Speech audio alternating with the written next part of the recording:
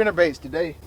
I'm old school. I still like to fish like a lot of wire baits. I think the chatterbaits come along and pretty much stole a lot of the spinnerbait's thunder.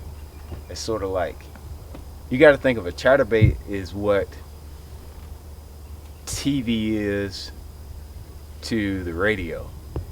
You remember how, like, when you talk to your grandparents and maybe some of your parents, some of the people watching maybe it's you. But you know how people are like, yeah, well, you sat around in the radio and now everybody's watching TV. Well, for me, when I was younger, we all threw spinnerbaits, but nobody really throws a spinnerbait anymore. They usually throw chatterbait. Y'all know what a chatterbait is, bladed jig chatterbait. I ain't even gonna show you that because we're gonna make it. Today, we pay homage to the spinnerbait because everybody pays homage to the chatterbait. And I got a couple of boxes of spinnerbaits. I got them in that box right there. I got a box. I got a whole box of spinnerbaits over here. Look at here.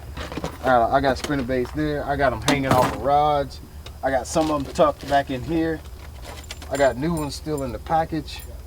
Like I just like fishing spinnerbaits, and they come in a lot of different colors, sizes, shapes, and weights, personalities, and so forth.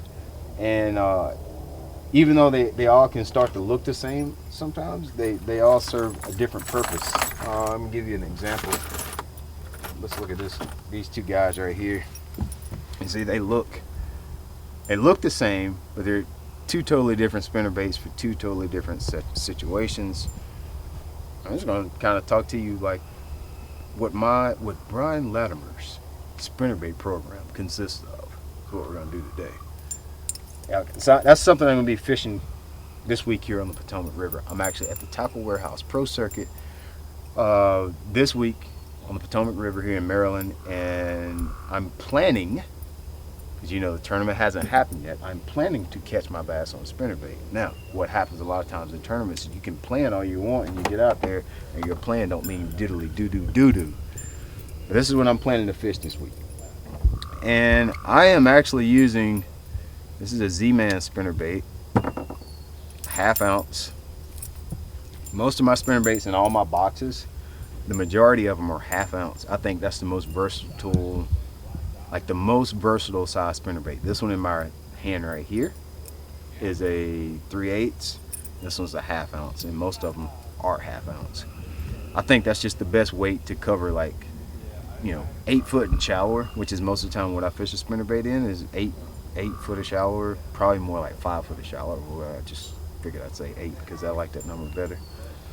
But I don't actually have a lot of colors. They're almost all shad patterns. Some type of white with a little bit of chartreuse in it. No matter which spinnerbait you pick up in here, even the ones like some type of white and chartreuse, and then I got fancy and got some green on the back, good buddy. You see that right there? But they're almost all, you know, no matter what you pick up, it's going to be a little bit of shad, a little bit of white, you know, that kind of thing. See, that one's a little different. The thing that I want you guys to start focusing on more when you're spinnerbait is, as much as we like to concentrate on that skirt color and how many strands of chartreuse and white and browns are in it, the most important part of these little baits right here that determines how they act, behave, and how many fish you catch is the blades. The blades do everything. That's the magic on a spinnerbait. Okay, so you know you got, like, you see this one has round, like these little egg-shaped blades, and I got a little orange one on there, and it's got gold. There's a purpose for that. See this one that's got a gold one on the front, and you got what we call a willow leaf, more teardrop looking blade on it, like that right there. That has a purpose. You can see this one has some white painted blades. There's a purpose for that. And so just in three, that's just 3 spinnerbaits that I just grabbed randomly out of my tackle box, and they all 3 have a different use for different situations. One that you're going to see most of the time when you go in the store on the shelf, it's probably going to be a willow leaf spinnerbait like this one. Willow leaf has that more narrow blades. I don't know why, but you see more willow leaf spinnerbait combinations than you see any other spinnerbait combination ever. I don't know why, because I actually use either Indiana or Colorado the most. But you see a lot more willow leaves. I think it's maybe because this one you can reel it a lot faster, which means your gear doesn't have to be quite as perfect for a willow leaf spinnerbait. I say that with caution. With a Colorado or Indiana blade spinnerbait, you have a lot more resistance coming through the water.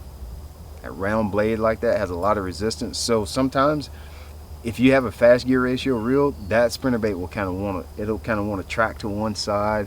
It's even though this is bigger, it's more like a finesse presentation, because with a Colorado or a Indiana, you got to be slow and a little bit more intentional about the way you fish the bait. With a willow leaf, you can probably throw it out and just wind it back to the boat fast or as slow as you want to. That blade's going to turn and do exactly what it's supposed to do. It's going to stay its track. With a Colorado blade, you got to be a little bit more intentional about getting that bait down to the structure, or a little bit more intentional about placing it in the strike zone. A willow leaf doesn't take quite as much. I like to throw the willow leaf more in clear water, or when I need to reel the bait faster, get it coming back to the boat or keep it higher. It's probably going to be a willow leaf, because it's just less resistance. It's just what's the word I'm looking for? Physics, just normal physics. That blade versus this blade, less resistance. The willow leaf's going to have a lot more. It's not going to have as much thump as the Indiana blade. So that's why you're going to use it in clear water situations, or when you know the fish are feeding just on shad. This white one that I've got here, which is kind of weird, white blades. I'm going to be completely honest with you. I don't even know why we got white blade spinnerbaits. Somebody's thought to paint white bladed spinnerbaits one time. It looks absolutely ridiculous in the water. I hate the way this looks in the water, but there's certain situations where it works really well. For whatever reason, smallmouth, I guess because they're super stupid dumb, they like white blades. I've caught them on the Susquehanna River with one of my buddies, Joe Raymond. I did a video on this actually, white bladed spinnerbait. For whatever reason, smallmouth just go crazy over painted blades. They have the weird thing about it is, in cloudy conditions, the painted blades throw off a lot more flash than the nickel finish blades. I think maybe that's what it is. Like this blade, you can see it on a cloudy day way down in the water column. So I guess it's just the fish being able to hone in on the bait a little bit better. I honestly don't know. All I know is I need to have white bladed spinner baits for certain situations, so I keep them in the box. You're just gonna have to take that for what it is. If you need a better explanation, I ain't got the video for you on that today. The one that I use the most is Willow in Colorado, okay? The Indiana has a little bit more teardrop than the Colorado. You can see this Colorado is just straight up. He's just straight up, almost round. You can see the difference in the Indiana. It's very subtle, but that makes a big difference when it comes to fishing. Obviously, this one right here is going to have a lot more thump, a lot more water displacement. Lets you work the bait a lot slower. This one right here is kind of happy medium between a willow leaf and a Colorado blade.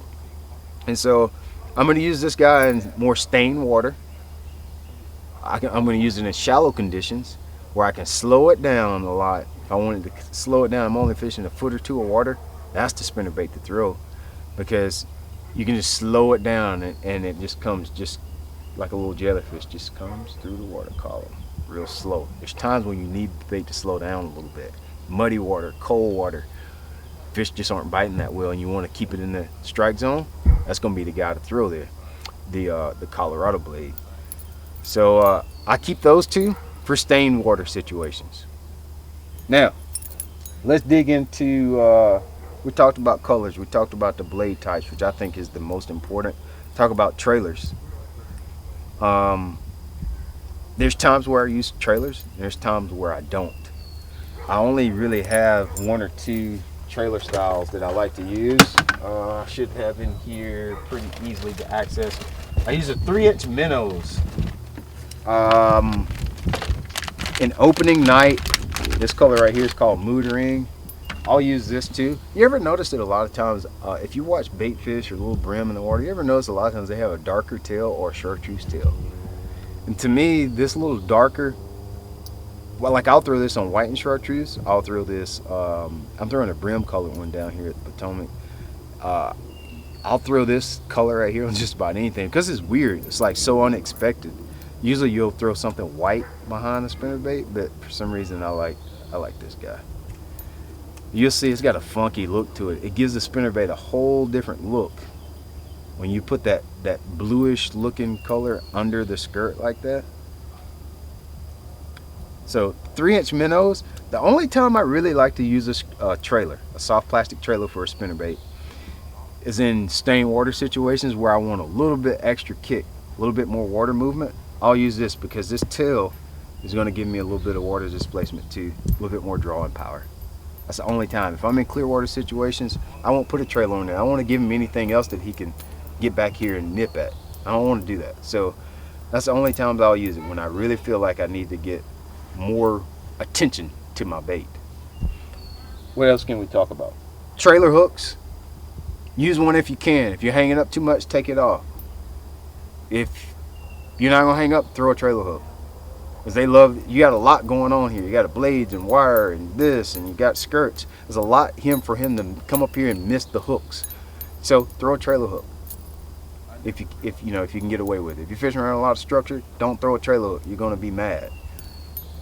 What else can we talk about with the spinnerbaits to make you a better spinnerbait? Retrieving. It's pretty straightforward for me. This is the one I'm throwing down here. This color, I think it's called Breaking Brim. That's what this color's called. I'm gonna throw it out, and I use a slower reel. I think that's really important. This is a 6/8 to 1 gear ratio reel, Lew's Tournament Pro. I like to slow it down. You can easily overwork a spinnerbait. It's doing a lot, especially when you got a trailer. You got this going on back and forth. Then you got a whole blaze that's doing all this business, and the skirt has some vibration. So when you throw it out and you're reeling it back, you don't have to be real busy with the rod tip and doing all kind of crazy stuff. You don't have to be real herky-jerky. You can really just slowly just reel it back. Just try to get a good feel for the blades, if they're turning, if they're not, because a lot of times just a little piece of grass can be on the blades and you won't feel the blade turning. You need to be able to sense that, so you can pop the rod a little bit, pop that grass or leaves or whatever it is. You want to be able to get that off of the bait so the blades will start back turning. Otherwise you've wasted the cast, because the blades are not turning, you're not going to catch anything on it.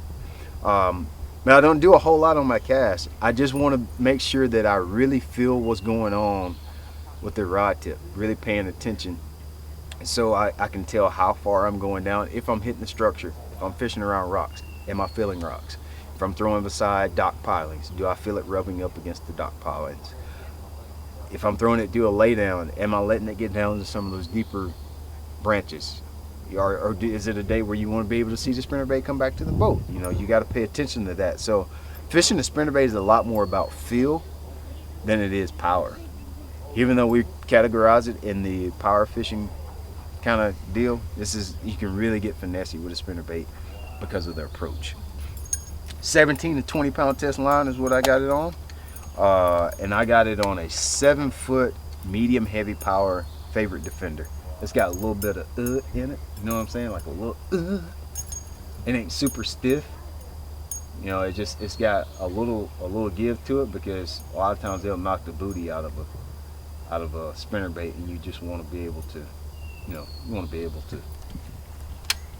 not jerk it out of his mouth when he hits it. So that's my system for throwing the spinnerbaits.